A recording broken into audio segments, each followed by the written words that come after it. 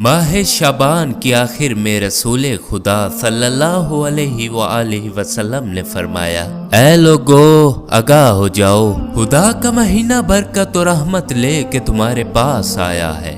یہ وہ مہینہ ہے کہ خدا کے نزدیک سب مہینوں سے بہتر، اس کے دن تمام دنوں سے بہتر اور اس کی راتیں تمام راتوں سے بہتر ہے۔ یہ وہ مہینہ ہے کہ جس میں تمہارا سانس لینا بھی تسبیح کا ثواب رکھتا ہے، تمہارا سونا بھی عبادت میں شمار اور تمہارے تمام اعمال قبول کیے جاتے ہیں۔ تم میں سے جو کوئی اس مہینے میں کسی مومن کو روزہ کھلوائے گا، خدائے بزرگ و برتر ایک غلام آزاد کرنے کا ثواب عطا فرمائے گا اور اس کے پچھلے گناہ معاف کر دیے جائیں گے۔ کسی نے عرض کی، یا رسول اللہ، ہم سب روزہ افطار کرانے کی قدرت نہیں رکھتے تو ہم کیا کریں؟ رسول خدا صلی اللہ علیہ وآلہ وسلم نے فرمایا، آتش جہنم سے بچنا ہے تو روزہ دار کو روزہ افطار کراؤ، اگرچہ ایک آدھی کھجور کیوں نہ ہو یا ایک گھونٹ پانی کا کیوں نہ ہو۔ پھر فرمایا، جو بندہ اس مہینہ میں مجھ پہ اور میری آل پہ کثرت پہ درود بھیجے گا، خداوند عالم اس کے اعمال کی ترازو کو بھاری کرے گا، اور جو بندہ اس مہینے میں قرآن مجید کی ایک آیت کی تلاوت کرے گا، اسے ختم قرآن کا ثواب ملے گا۔